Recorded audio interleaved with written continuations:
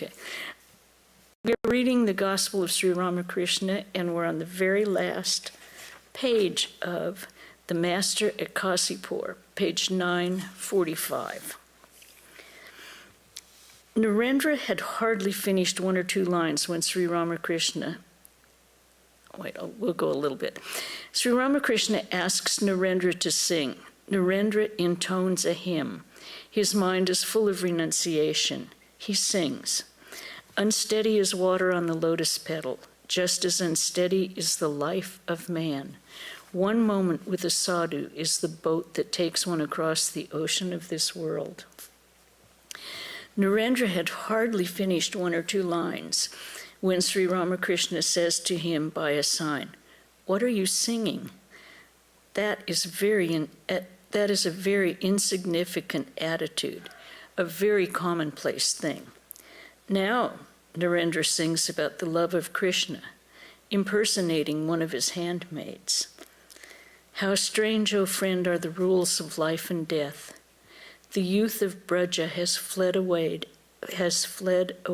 and this poor maid of Braja soon will die. Madhava is in love with other maids more beautiful than I. Alas, he has forgotten the milkman's artless daughter. Who would ever have guessed, dear friend, that he, a lover so tender, so divine, could be a beggar simply for outward charm? I was a fool not to have seen it before. But carried away by his beauty, I yearned alone to hold his 2 feet to my breast. Now I shall drown myself in the Jamuna's stream, or take a draught of poison, friend, or I shall bind a creeper round my neck, or hang myself from a young tamala tree, or failing all of these, destroy my wretched self by chanting Krishna's name.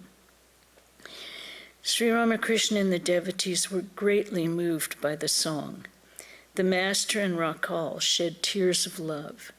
Narendra is intoxicated with the love of the gopis of Braja for their sweetheart, Sri Krishna, and sings, O Krishna, beloved, you are mine. What shall I say to you, O Lord? What shall I ever say to you? Only a woman am I, and never fortune's favorite. I do not know what to say. You are the mirror for the hand. You are the flower for the hair. O friend, I shall make a flower of you and wear you in my hair. Under my braids I shall hide you, friend. No one will see you there. You are the betel leaf for the lips, the sweet collyrium for the eyes. O friend, with you I shall stain my lips. With you I shall paint my eyes. You are the sandal paste for the body. You are the necklace for the neck. I shall anoint myself with you, my fragrant sandal paste, and soothe my body and soul. I shall wear you, my lovely necklace, here about my neck, and you will lie upon my bosom, close to my throbbing heart. You are the treasure in my body. You are the dweller in my house. You are to me, O Lord, what wings are to the flying bird, what water is to the fish. And now we're on chapter 50, The Master and Buddha. Friday, April 9th, 1886. It was 5 o'clock in the afternoon. Narendra, Kali, Niranjan, and M were talking downstairs in the Kasipur garden house. Niranjan to M. Is it true that Vidyasagar is going to open a new school? Why don't you try to secure employment there for Narayan? Narendra, I have had enough of service under Vidyasagar. Narendra had just returned home from a visit to the Bodh Gaya where he had gone with Kali and Tarak. In that sacred place, he had been absorbed in deep meditation before the image of Buddha. He had paid his respects to the Bodhi tree, which is an offshoot of the original tree under which Buddha attained nirvana. Kali said, one day in Gaya, at Umesh Babu's house, Narendra sang many classical songs to the accompaniment of the mridanga. Sri Ramakrishna sat on his bed in the big hall upstairs. It was evening. M was alone in the room, fanning the master. Latu came in a little later. Master to M, please bring a chadar for me and a pair of slippers. M, yes, sir. Master to Latu, the chadar will cost 10 annas, and then the slippers. What would be the total cost? Latu, 1 rupee and 10 annas. Sri Ramakrishna asked M by a sign to note the price. Narendra entered the room and took a seat. Shashi, Rakal, and 1 or 2 other devotees came in. The master asked Narendra to stroke his feet. He also asked him whether he had taken his meal. Master, smiling to M, he went there, referring to Bodh Gaya. M to Narendra, what are the doctrines of Buddha? Narendra, he could not express in words what he had realized by his tapasya. So many people say he was an atheist. Master by signs, why atheist? He was not an atheist. He simply could not express his inner experiences in words. Do you know what Buddha means? It is to become one with Bodha, pure intelligence, by meditating on that which is the nature of pure intelligence. It is not to become, it is to become pure intelligence itself. Narendra, yes, sir. There are 3 classes of Buddhas: Buddha, Arhat, and Bodhisattva. Master, this too is a sport of God himself, a new Leela of God. Why should Buddha be called an atheist? When one realizes Swarupa, the true nature of oneself, one attains a state that is something between Asti, is, and Nasti, is not. Narendra to M, it is a state in which contradictions meet. A combination of hydrogen and oxygen produces cool water, and the same hydrogen and oxygen are used in the oxyhydrogen blowpipe. In that state, both activity and non-activity are possible. That is to say, one then performs unselfish action. Worldly people who are engrossed in sense objects say that everything exists, asti. But the Mayavadis, the illusionists, say that nothing exists, nasti. The experience of a Buddha is beyond both existence and non-existence. Master, this existence and non-existence are attributes of Prakriti. The reality is beyond both. The devotees remain silent for a few moments. Master to Narendra, what did Buddha preach? Narendra, he did not discuss the existence or non-existence of God, but he showed compassion for others all his life. A hawk pounced upon a bird and was about to devour it. In order to save the bird, Buddha gave the hawk his own flesh. Sri Ramakrishna remained silent. Narendra became more and more enthusiastic about Buddha.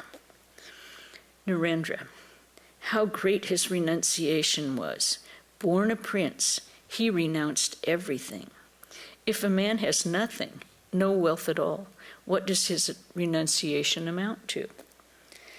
After attaining Buddhahood and experiencing nirvana, Buddha once visited his home and exhorted his wife, his son, and many others of the royal household to embrace the life of renunciation. How intense his renunciation was. But look at Vyasa's conduct. He forbade his son, Sukadeva, to give up the world, saying, "My son, practice religion like a householder." Sri Ramakrishna was silent. As yet he had not uttered a word. Narendra. Buddha did not care for Shakti or any such thing. He sought only nirvana. Ah, how intense his dispassion was. When he sat down under the Bodhi tree to meditate, he took this vow: let my body wither away here if I do not attain nirvana. Such a firm resolve. This body indeed is the great enemy. Can anything be achieved without chastising it? Shashi, but it is you who say that one develops sattva by eating meat.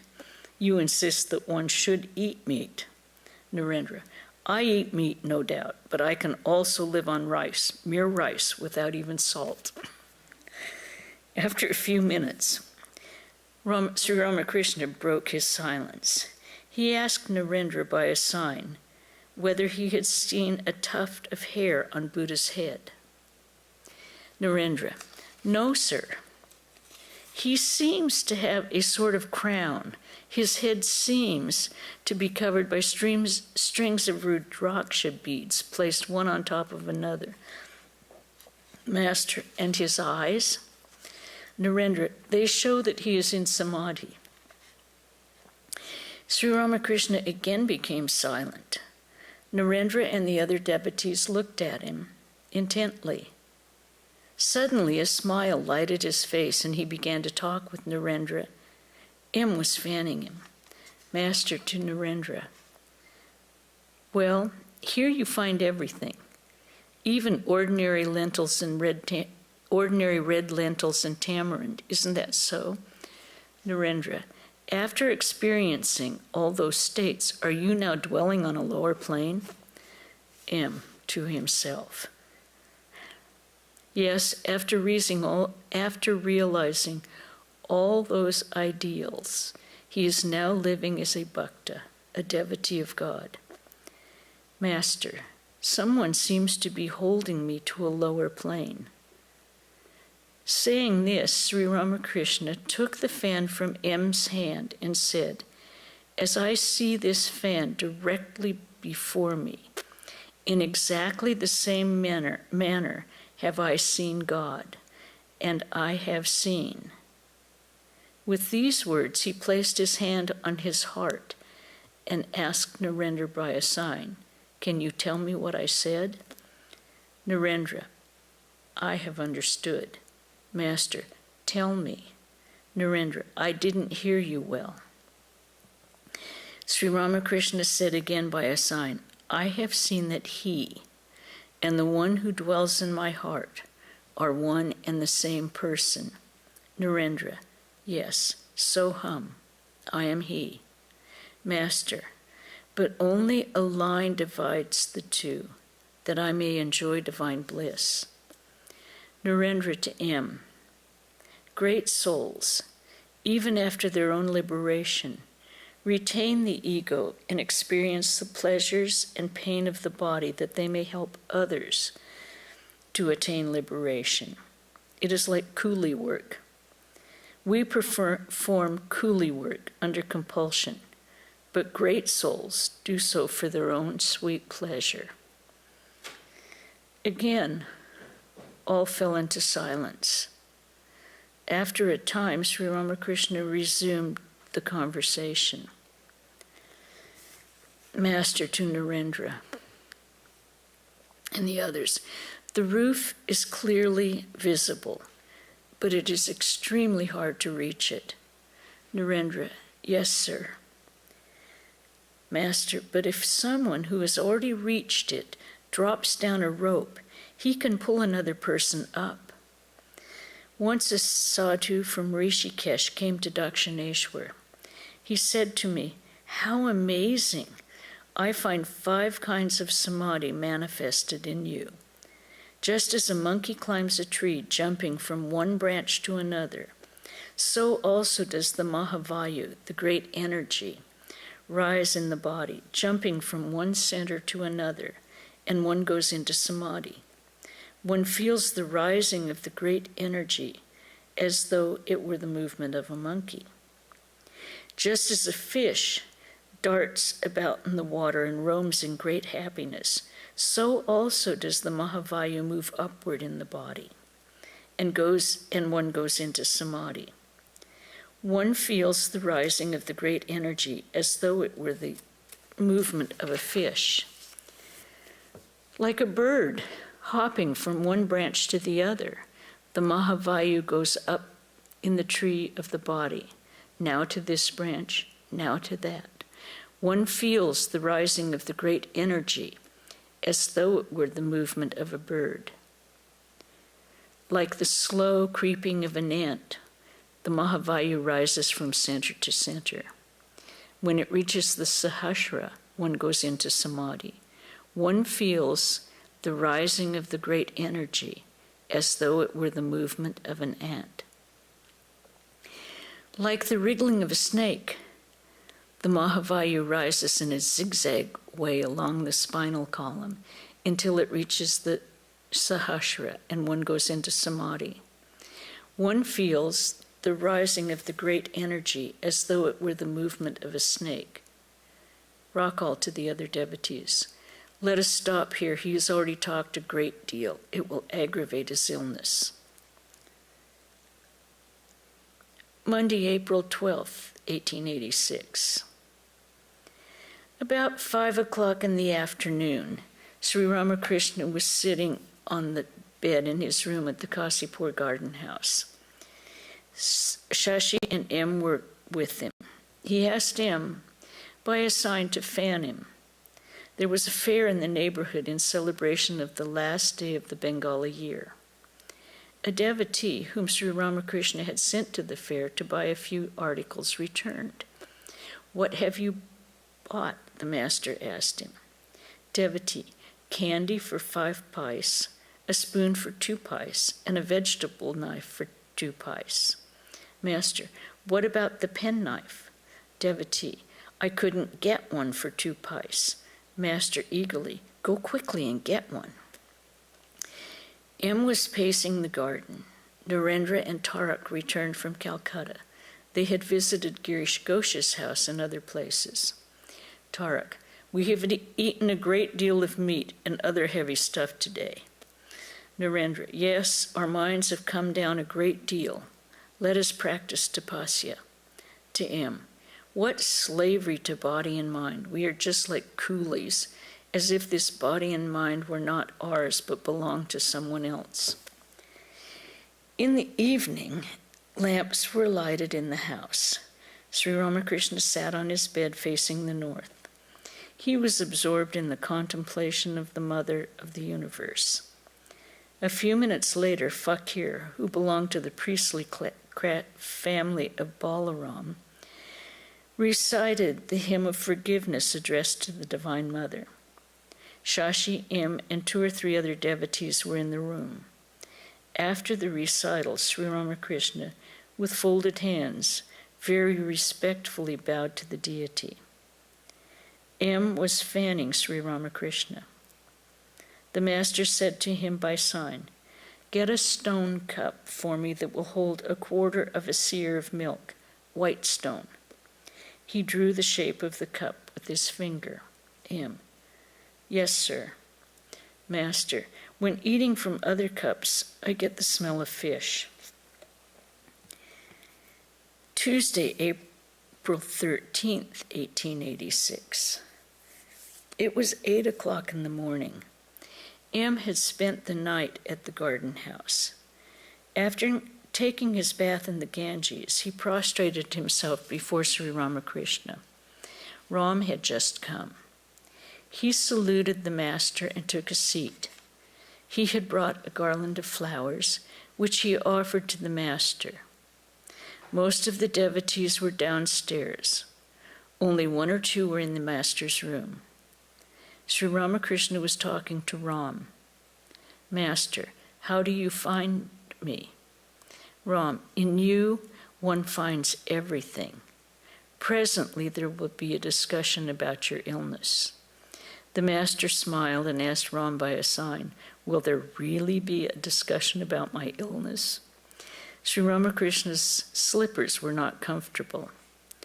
Dr. Rajendra Datta intended to buy a new pair, and had asked the measurement of his feet. The measurement was taken. Sri Ramakrishna asked M by a sign about the stone cup.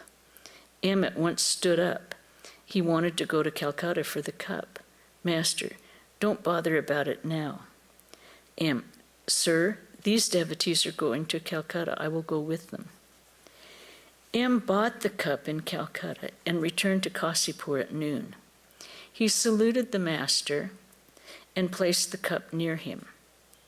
Sri Ramakrishna took the cup in his hands and looked at it. Dr. Rajendra Datta, Dr. Srinath, Rakhal Haldar, and several others came in. Rakhal, Sashi, and the younger Narayan were in the room. The physicians heard the report of the master's illness. Dr. Srinath had a copy of the Gita in his hand. Dr. Srinath to his friends, everything is under the control of Prakriti. Nobody can escape the fruit of past action. This is called Parabdha. Master, why, if one chants the name of God, meditates on him, and takes refuge in him? Dr. Srinath, but sir, how can one escape Parabdha, the effect of action performed in previous births? Master, no doubt a man experiences a little of the effect, but much of it is cancelled by the power of God's name. A man was born blind in one eye. This was his punishment for a certain misdeed he had committed in his past birth, and the punishment was to remain with him for 6 more births. He, however, took a bath in the Ganga, which gives one liberation. This meritorious action could not cure his blindness, but it saved him from the future births. Dr. Srinath, but sir, the scriptures say that nobody can escape the fruits of karma. Dr. Srinath was ready to argue with the master. Master to M, why don't you tell him that there is a great difference between the Ishvarakoti and an ordinary man? An Ishvarakoti cannot commit a sin. Why don't you tell him that? M remained silent and then said to Rakhal, you tell him. After a few minutes, the physicians left the room. Sri Ramakrishna was talking to Rakhal Haldar. Dr. Srinath studies Vedanta. He is a student of the Yoga Vasishta. Master, a householder should not hold the view that everything is illusory like a dream. Referring to a man named Kalidas, a devotee, he too discusses Vedanta, but he has lost all his money in lawsuits. Master smiling, yes, one proclaims everything to be Maya, and still goes to court. To Rakhal, Mukherjee of Chennai too talked big, but at last he came to his senses. If I were well, I should have talked a little more with Dr. Srinath. Can you obtain jnana just by talking about it? Haldar, you're right, sir. I have seen enough of jnana. Now all I need in order to live in this world is a little bhakti. The other day I came to you with a problem on my mind, and you solved it. Master eagerly, what was it? Haldar, sir, when that boy, pointing to the younger Narayan, came in, you said he had controlled his passions. Master, yes, it is true. He is totally unaffected by worldliness. He says he doesn't even know what lust is. To him, just feel my body. All the hair is standing on end. The master's hair actually stood on end at the thought of a pure mind completely devoid of lust. He always said that God manifests himself where there is no lust. Rakhal Haldar took his leave. Sri Ramakrishna was seated with the devotees. A crazy woman had been troubling everybody in order to see the master. She had assumed toward him the attitude of a lover and often ran into the garden house and burst into the master's room. She had even been beaten by the devotees, but that did not stop her. Shashi, if she comes again, I shall shove her out of the place.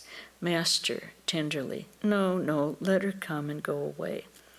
Rakal, at the beginning, I too used to feel jealous of others when they visited the Master. But he graciously revealed to me that my Guru is also the Guru of the universe. He has taken this birth only for a few of us. Sashi, I don't mean that. But why should she trouble him when he is ill? And she is such a nuisance. Rakal, we all give him trouble. Did we all come to him after attaining perfection?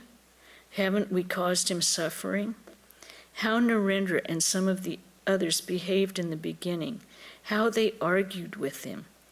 Sashi, whatever Narendra expressed in words, he carried out in his actions.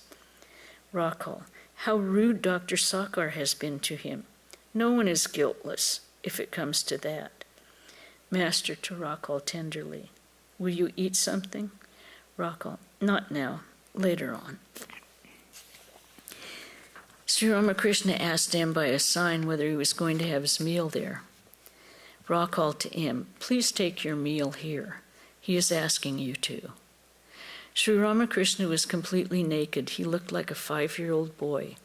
Just then, the crazy woman climbed the stairs and stood near the door. M, in a low voice to Sashi, ask her to salute him and go away. Don't make any fuss. Sashi took her downstairs. And I think we'll stop there this evening. Does anyone have any comments or questions or anything? I hope everyone